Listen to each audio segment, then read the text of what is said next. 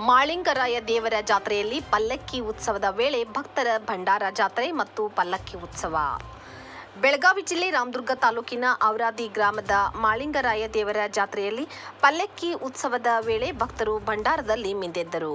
ರಾಮದುರ್ಗ ತಾಲೂಕಿನ ಔರಾದಿ ಗ್ರಾಮದ ಮಹಿಮಾಂತಕ ಶ್ರೀ ಮಾಳಿಂಗೇಶ್ವರ ಜಾತ್ರೆಯು ಪ್ರತಿ ವರ್ಷದಂತೆ ಈ ವರ್ಷವೂ ಗುರುವಾರವೂ ಸಾವಿರಾರು ಭಕ್ತರ ಸಮ್ಮುಖದಲ್ಲಿ ಸಡಗರ ಸಂಭ್ರಮದಿಂದ ಜರುಗಿತು.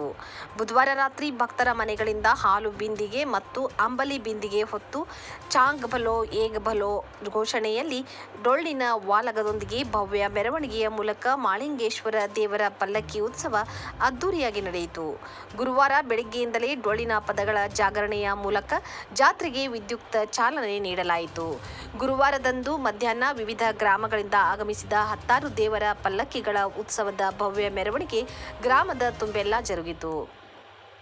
ಡೊಳ್ಳಿನ ಮೇಳದ ಮೂಲಕ ಭಂಡಾರ ತೋರುತ್ತಾ ಮಲಪ್ರಭಾ ನದಿಗೆ ತೆರಳಿ ಗಂಗಾಜಲದಲ್ಲಿ ಪೂಜಾರಿಗಳು ಬೆತ್ತ ಕುದುರೆಗಳನ್ನು ಹಿಡಿದು ನೀರಿನಲ್ಲಿ ಮಿಂದೆದ್ದು ಮಜ್ಜನ ಮಾಡಿ ಗಂಗೆ ಪೂಜೆ ಮಾಡಿದರು.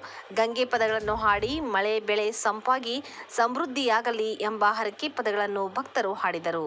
ನದಿಯಲ್ಲಿ ಗುರು ಶಿಷ್ಯರ ಭೇಟಿಯಾಗಿ ಮತ್ತೆ ಮರಳಿ ಭಕ್ತರ ಮನೆಗಳಿಗೆ ತೆರಳಿ ನೈವೇದ್ಯ ಪಡೆದು ದೇವಸ್ಥಾನಕ್ಕೆ ಮರಳಿ ಕುದಿಯುವ ಹುಗ್ಗಿಯಲ್ಲಿ ಕೈ ಹಾಕಿ ತೆಗೆದು ಜಗಕ್ಕೆ ಅರ್ಪಿಸಲಾಯಿತು.